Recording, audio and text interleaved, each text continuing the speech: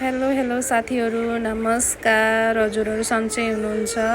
आज शनिबार त्यही अलि एकदमै आरामसँग पकाउन पाइन्छ नि त। फेरि आज बिहानै अब म चाहिँ किचनतिर लागेर आसपासपिनाको लागि खाजा बनाउन लागिरहेको छु। उनीहरूलाई खाजा के खान्छौ भनेर सोधेको।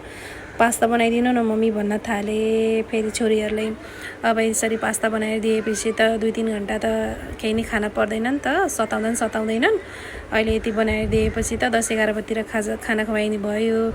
त्यही भएर म चाहिँ उनीहरूको लागि पास्ता बनाउन लागिरहेको छु। पास्तामा चाहिँ अब उनीहरूलाई खासै त्यस्तो धेरै केही राख्न परेन के अरे, अलिअलि प्याज र टमाटर राखेर सादा बनाउने हो, खुर्सानी हाल्न नै परेन।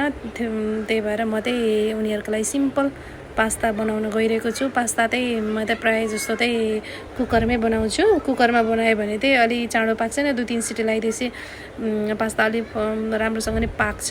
गिलो टाइपको भएपछि उनीहरूलाई खाना पनि सहिलो हुने भयो। त्यही भएर म चाहिँ कुकरमा पास्ता बनाउन गइरहेको छु। यति कुकरमा पास्ता बनाइसकेपछि चाहिँ उनीहरूलाई दिएपछि चाहिँ म आज खाना रेडी गर्छु। आज त अलि फुर्सदको समय, घरमा आज त मिठो खाना पर्यो नि त भनेर म के पकाउने भनेर सोचिरहेको छु कि। अनि यसो सोचेँ, फ्रिजमा केरा थियो, अस्ति घरबाट लिएर आएको थिएँ काँचो केरा। अचार खाने भनेको त्यत्तिकै भएको थियो। आज चाहिँ अचार बनाउँछु भन्ने सोचिरहेको छु म चाहिँ। अब यो पहिला सुरुमा पकाएर प्याज दिउँ, अनि यिनीहरूले खाएपछि चाहिँ अलि मिसो पाइन्छ नि त के पकाउने भनेर। अनि त्यसपछि चाहिँ म आज चाहिँ केराको अचार बनाउँछु। अनि मलाई कस्तो पुलाउ खान मन लागिरहेको थियो। कहिले शनिबार आउँछ र पुलाउ पकाउँछु भनेको थिएँ। आज त ठ्याक्क साइज जुरेको पनि छ। अब केराको अचार पुलाउ बनाउँछु। अनि मासु बनाएपछि खाना त एकदमै मिठो भइहाल्छ नि। एकदमै मिठो लाग्छ कि फेरि मलाई यो पुलाउ। कति दिन भयो खाएको पनि छैन। आज त मिठो बनाएर खाने हो। अब यसरी पास्ता पनि लगभग अब अलिकति पानी राखिदिन्छु सस राखेर, अनि रेडी हुन्छ पास्ता। यहाँ आसपासपिनालाई हतार भइसकेको छ कतिखेर पाक्छ र खाने भनेर। अब छोरी पाक्न लाग्यो भनेको छु, पाक्न नि लाग्यो लगभग।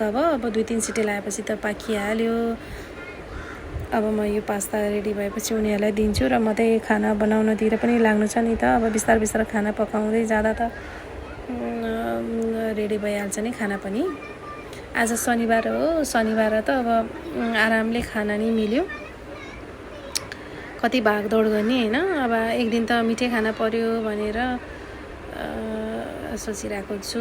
ल पास्ता पनि रेडी भयो। आसपासपिनालाई पास्ता एकदमै मिठो लाग्यो भनेर भनेको थिएँ। एकदमै मिठो मानेर खाएँ कि। फेरि मैले जे पकाएर दिए पनि उनीहरूले चाहिँ खान्छन् मिठो मानेर।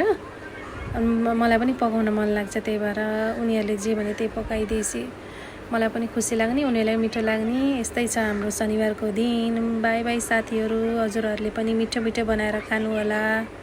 By by.